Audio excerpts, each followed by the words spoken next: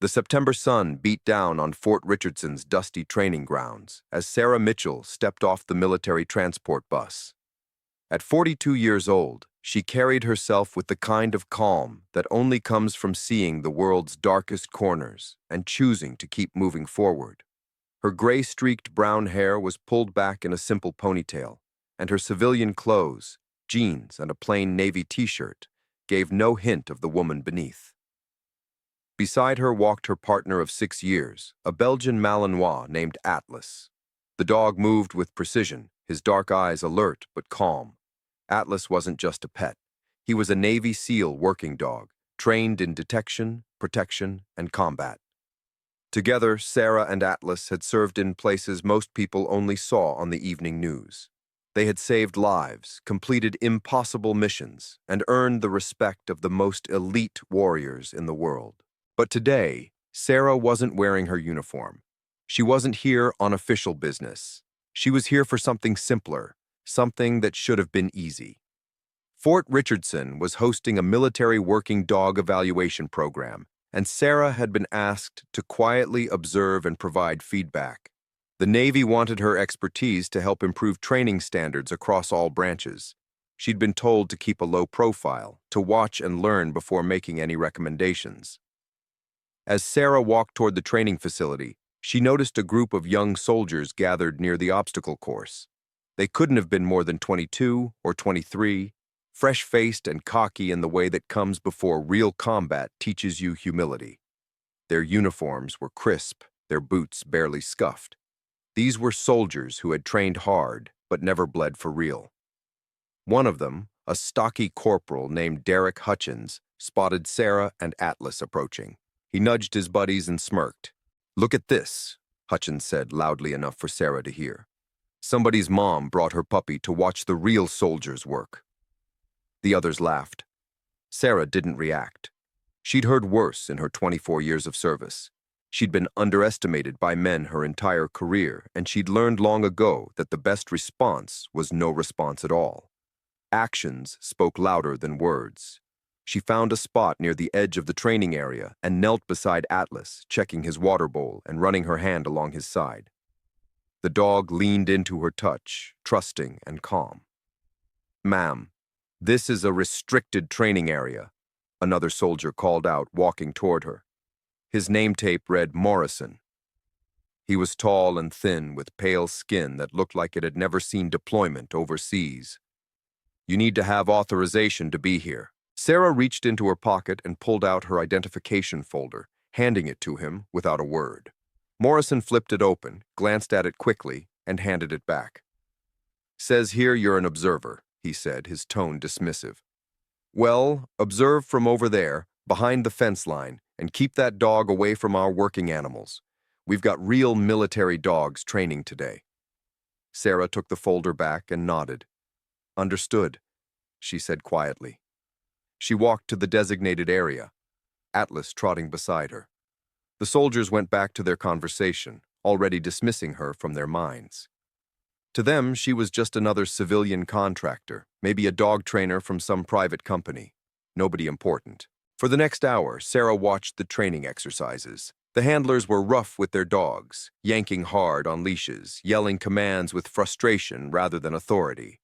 She saw mistakes, technical errors that could get a handler killed in a real combat situation. She made mental notes, keeping her expression neutral. Atlas sat beside her, perfectly still except for the occasional shift of his ears. He was trained to read situations, to sense tension and threat. Sarah felt him tense slightly as the training session grew louder and more chaotic. Then it happened. One of the military dogs, a young German shepherd still in training, broke away from his handler during an agility exercise. The dog was confused, overstimulated, and instead of following commands, he ran toward the fence line, straight toward where Sarah and Atlas were standing. The handler, Corporal Hutchins, went red in the face. "Get back here, you stupid mutt," he shouted, chasing after the dog. The shepherd reached the fence, panting and frightened. Sarah could see the fear in the animal's eyes. This was a dog that had been pushed too hard, confused by inconsistent commands and harsh corrections. Hutchins grabbed the dog's collar roughly, yanking the animal backward. The shepherd yelped. "I said get back here." Hutchins raised his hand. "Easy," Sarah said, her voice calm but firm. "He's just overwhelmed. Give him a second to calm down." Hutchins spun around, his face twisted with anger and embarrassment. His buddies had gathered behind him, watching. "Mind your own business, lady," Hutchins snapped. "This is military training, not a petting zoo. We don't need some civilian telling us how to handle our dogs." Sarah stood slowly, her movements controlled. Atlas rose with her, standing at her left side in perfect formation. "I'm just suggesting that positive reinforcement might work better than—" "Than what?" Hutchins interrupted. "Than discipline? These are war dogs, not family pets. They need to learn to follow orders, period. Maybe that works different with your little companion dog there, but this is the real military." The other soldiers laughed again, emboldened by their corporal's attitude. Sarah felt Atlas shift beside her. The dog sensed her tension, the insult not to her, but to him. Atlas was a warrior who had served in more combat zones than all these soldiers combined. But Sarah placed her hand gently on his head, a silent command to stay calm. "Understood," Sarah said again, her voice even quieter than before. "I'll stay out of your way." She turned and walked further down the fence line, putting distance between herself and the group. Behind her, she heard Hutchins mutter something crude, followed by more laughter. The sun climbed higher in the sky. Sarah found a bench under a small tree and sat down, Atlas lying at her feet. She pulled out a notebook and began writing her observations, the mistakes she'd seen, the poor handling techniques, the lack of respect for the animals who would one day be asked to save these soldiers' lives. She wrote it all down in careful, precise detail.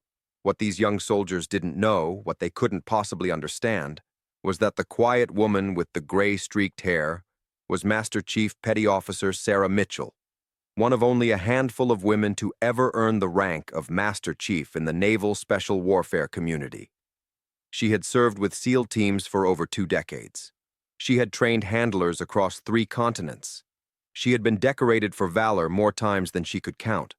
But humility was part of who she was. She didn't need recognition. She didn't need these soldiers to know her rank or her history. The afternoon heat intensified as the training exercises continued. Sarah remained at her observation post, watching carefully and taking notes. Atlas rested beside her, though his ears tracked every sound across the training ground. He was always alert, always ready. The young soldiers rotated through different drills, detection exercises, obstacle courses, aggression training. Sarah noticed that Corporal Hutchins seemed to be having a particularly difficult time with his German shepherd. The dog was eager to please but confused by the mixed signals from his handler. Hutchins would give one command, then contradict it seconds later, growing frustrated when the dog didn't respond correctly. During a break, the soldiers gathered near a water station about 30 yards from where Sarah sat. She could hear fragments of their conversation carried on the wind. "This dog's worthless," Hutchins complained, roughly jerking the shepherd's leash to pull him closer. "Can't follow the simplest commands." "Maybe you're not giving them right, Derek," one of the other soldiers joked. "Shut up, Morrison. I know what I'm doing. The dog's just stupid." Sarah's jaw tightened, but she remained silent. She'd seen this pattern before, handlers blaming their dogs for their own inadequacies. It rarely ended well. An officer approached the group, a lieutenant named Pearson. He was older than the enlisted men, maybe 35, with the weathered look of someone who'd seen real deployment. He glanced over at Sarah briefly, then back to his soldiers. "Hutchins, take a break," Lieutenant Pearson said. "Let Morrison work with the shepherd for a bit." "Sir, I can handle my own dog." "That wasn't a request, Corporal. Take 15 minutes." Hutchins handed off the leash with barely concealed resentment and walked toward the shade of a nearby building. 2 of his friends followed, leaving Morrison with the shepherd and another soldier with a Labrador retriever. Sarah watched as Morrison attempted a basic detection drill. He was gentler than Hutchins, and the shepherd responded better. But there were still fundamental mistakes in the technique. The handler was telegraphing the location of the training aid, giving the dog visual cues instead of letting him use his nose properly. After a few minutes, Lieutenant Pearson walked over to the fence line where Sarah sat. "Ma'am," he said, his tone respectful but curious, "I apologize for my men earlier. Sometimes the young ones forget their manners." Sarah looked up at him. "It's fine, Lieutenant. I've got thick skin. I saw your credentials when you checked in this morning. You're here from the Navy program?" "That's right. Just observing today." Pearson nodded, glancing back at his soldiers. "Any initial thoughts? Off the record?" Sarah considered her words carefully. "Your men have potential, but some of them are treating the dogs like equipment instead of partners. That approach might get them through basic certification, but it'll fail in the field." The lieutenant sighed. "I know. We've got a mixed group here. Some really get it, understand the bond between handler and dog. Others—" He trailed off, looking toward where Hutchins stood in the shade. "Others think it's about domination and control." "The dogs always know the difference," Sarah said quietly. "That they do." Pearson extended his hand. "Lieutenant Marcus Pearson. Pleasure to meet you, ma'am." Sarah shook his hand. "Sarah Mitchell." "Mitchell—" Pearson's eyes narrowed slightly, like he was trying to place the name. "Why does that sound familiar?" Before Sarah could respond, a commotion erupted across the training ground. The shepherd that Morrison had been working with suddenly bolted, spooked by a truck backfiring nearby. The leash slipped from Morrison's hands, and the dog ran in a panic, unsure of where to go. "Grab him!" someone shouted. Several soldiers gave chase, but the shepherd was fast and frightened. He dodged between buildings, his training forgotten in his panic. Sarah stood immediately. Atlas rose with her, reading her body language. "Permission to assist, Lieutenant?" she asked. Pearson nodded. "Please." Sarah opened the gate in the fence line and stepped onto the training ground. Atlas stayed at her heel, perfectly controlled despite the chaos around them. She didn't run after the shepherd. That would only frighten him more. Instead, she moved at an angle, cutting off his escape routes calmly and deliberately. The shepherd rounded a corner and found himself in a dead end between two buildings. He turned, panting heavily, eyes wide with fear. 3 soldiers approached from behind, shouting and reaching for him. "Stop!" Sarah said, her voice firm but not loud. The soldiers hesitated, surprised by her authority. She knelt down about 10 feet from the shepherd, making herself smaller and less threatening. Atlas sat beside her, calm and steady. "Easy, boy," Sarah said softly. "You're okay. Nobody's going to hurt you." The shepherd's ears were pinned back, his body tense, but Sarah didn't reach for him. She just waited, speaking in low, soothing tones. Atlas remained perfectly still, his presence calm and reassuring to the frightened dog. Slowly, the shepherd's breathing began to steady. His ears came forward slightly. Sarah extended her hand, palm down, not demanding but offering. The shepherd took a tentative step forward, then another. "That's it," Sarah murmured. "Good boy. You're doing great." Within 2 minutes, the shepherd had closed the distance and was sniffing Sarah's hand. She gently took hold of his collar, still speaking softly, and stood up slowly. The dog stayed with her, his panic fading. She walked him back toward the group of soldiers, Atlas following at her other side. The young men stared at her, impressed despite themselves. "How did you do that?" Morrison asked, taking the leash from her. "Patience," Sarah said simply, "and respect." He was scared, not defiant. "There's a difference." Lieutenant Pearson smiled slightly. "Like I said, some people understand the bond." Hutchins emerged from the shade, his expression sour. "Dog wouldn't have run in the first place if Morrison knew how to handle him properly." "The dog ran because he was startled by a loud noise," Sarah said calmly. That's a normal fear response. With proper training and trust building, he'll learn to stay calm even during unexpected sounds. And you're some kind of expert? Hutchins challenged. She clearly knows more than you do, Corporal, Lieutenant Pearson said sharply. Show some respect. Hutchins's face reddened, but he didn't respond to the lieutenant. Instead, he turned his attention to Atlas, who stood calmly beside Sarah. That your dog? Hutchins asked. He is. Doesn't look like much. Bet he's never seen a real day's work. Sarah felt Atlas tense slightly beside her. The dog understood tone, even if he didn't understand all the words. Atlas has seen more combat than most soldiers will in their entire careers, Sarah said quietly. Right, Hutchins laughed. Sure he has. Lieutenant Pearson stepped forward. Hutchins, that's enough. Get back to... I'm just saying, sir, if we're supposed to be learning from observers, maybe we should see what their dogs can actually do. Put them through a real test instead of just talking. Several of the other soldiers murmured agreement. Sarah could see the challenge in Hutchins's eyes. He'd been embarrassed multiple times today, first by his dog not performing, then by Sarah successfully calming the shepherd when he couldn't. And now he wanted to reassert his dominance. Lieutenant Pearson looked uncomfortable. Ms. Mitchell, you don't have to. It's fine, Sarah said. What kind of test did you have in mind, Corporal? Hutchins grinned. The aggression course. See if your dog can actually handle a real threat scenario, unless you're worried he can't keep up with military dogs. Sarah looked down at Atlas. The dog gazed back at her with complete trust and calm confidence. They'd run courses far more dangerous than anything on this training ground.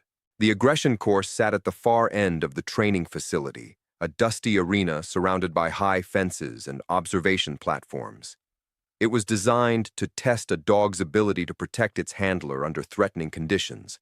Simulated attackers in protective gear, gunfire sounds, smoke, and obstacles that forced both dog and handler to make split-second decisions.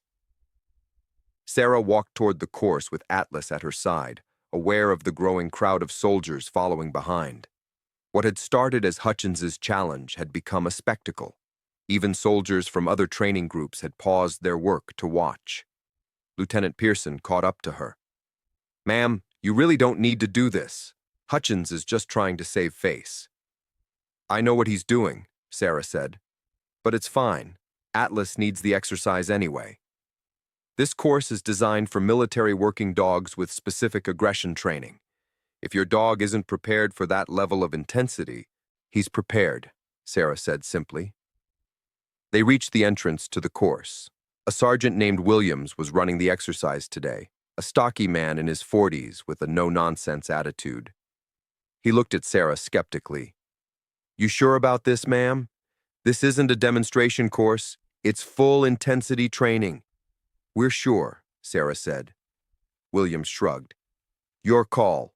Standard protocol. You and the dog enter at the south gate.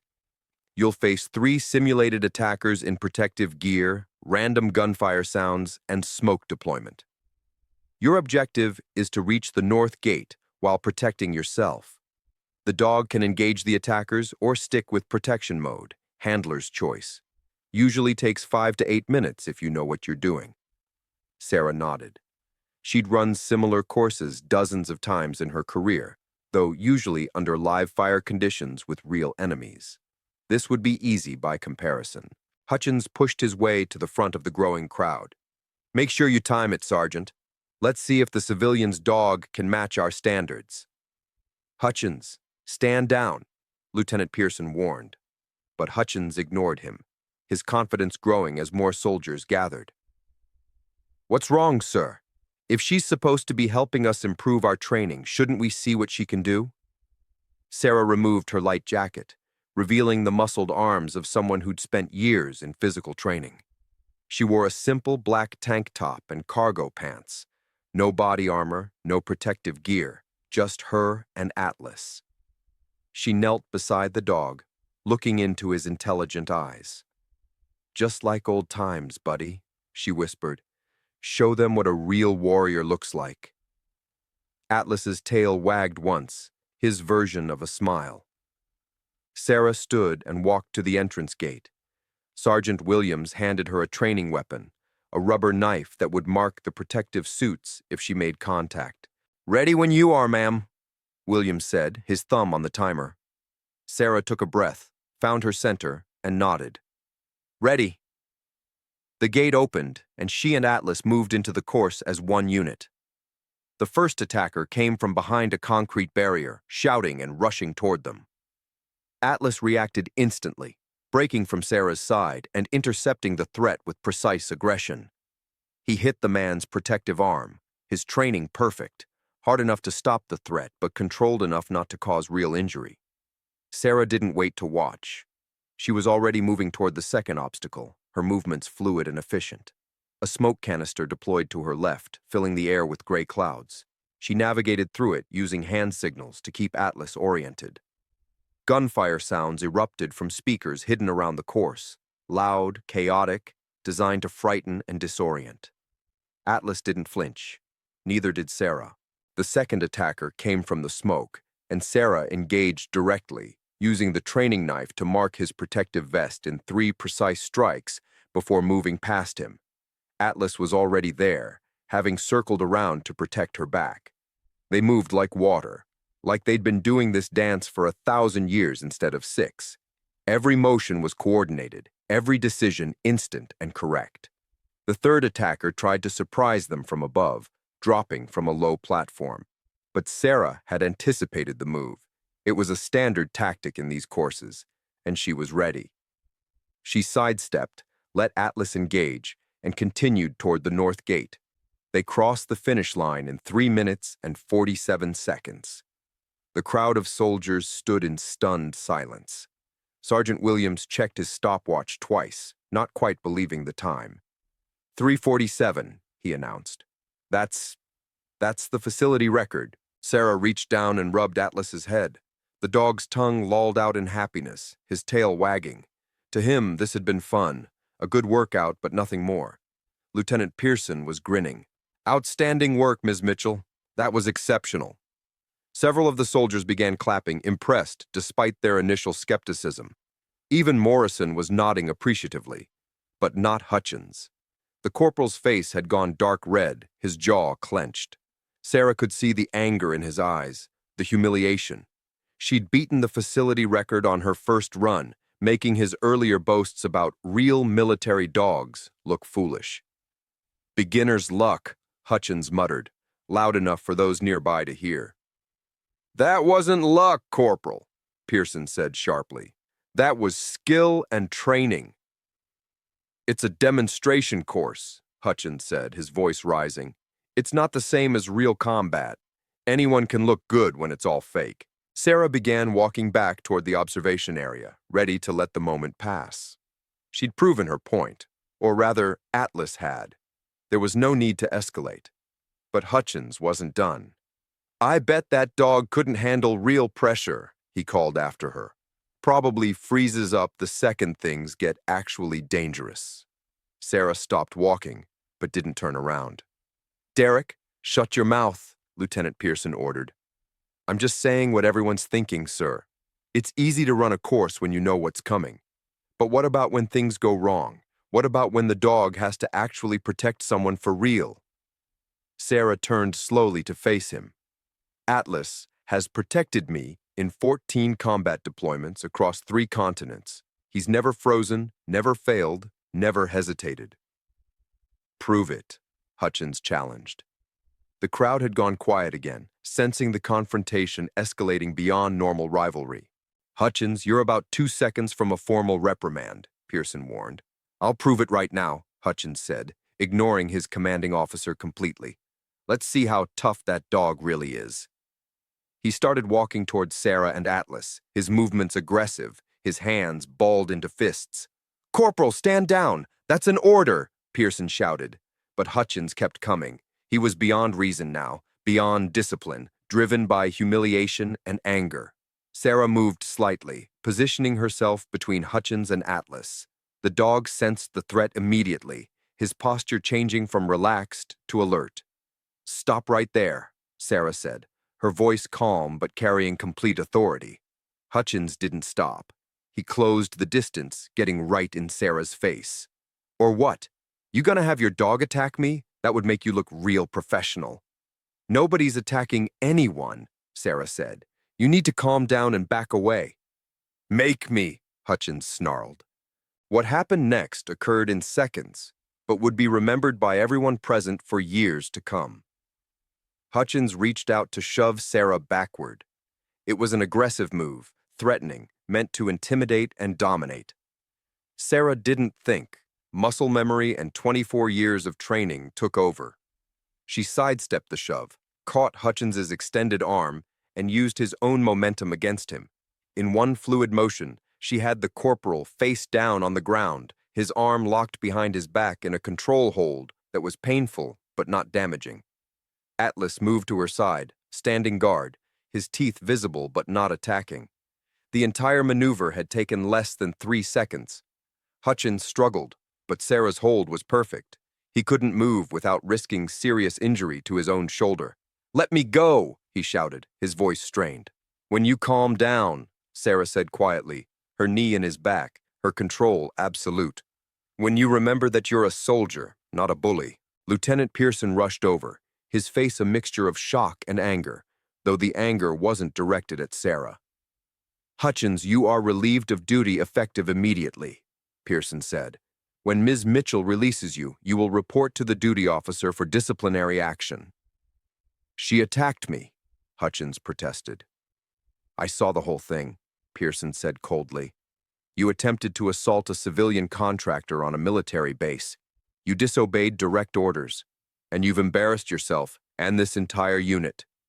Sarah released the hold and stood up, stepping back. Hutchins rolled over, clutching his shoulder, his face twisted with rage and shame. He looked at Atlas, and something dark flickered in his eyes. "This isn't over," he said quietly. 2 military police officers arrived, summoned by Sergeant Williams. They helped Hutchins to his feet and began leading him away. As he passed Atlas, the dog completely calm and non-aggressive now that the threat had passed, Hutchins whispered something too low for most people to hear. But Sarah heard it. "I'll make you pay for this." She watched him being led away, a cold feeling settling in her stomach. She'd seen that look before, in men who let pride override reason. It was the look of someone who would do something stupid to prove they were right, consequences be damned. Lieutenant Pearson approached her, concern on his face. "Ms. Mitchell, I am so sorry. That was completely unacceptable. Hutchins will face formal charges." "It's all right," Sarah said, though she was still watching the direction Hutchins had gone. "That takedown, though," Pearson said, allowing himself a small smile. "That was some serious training. Where'd you learn that?" "Here and there," Sarah said vaguely. The crowd began to disperse, the excitement over. Sarah walked back to her observation area with Atlas, her mind already moving past the confrontation. She had work to do, notes to compile, recommendations to write. But as the afternoon wore on into evening, as the training facility began to quiet down for the day, she couldn't shake the feeling that something was wrong. Atlas felt it too. The dog was restless, his ears constantly swiveling, tracking sounds she couldn't hear. "Easy, boy," she said, running her hand along his back. "It's okay." But it wasn't okay, because Hutchins hadn't gone.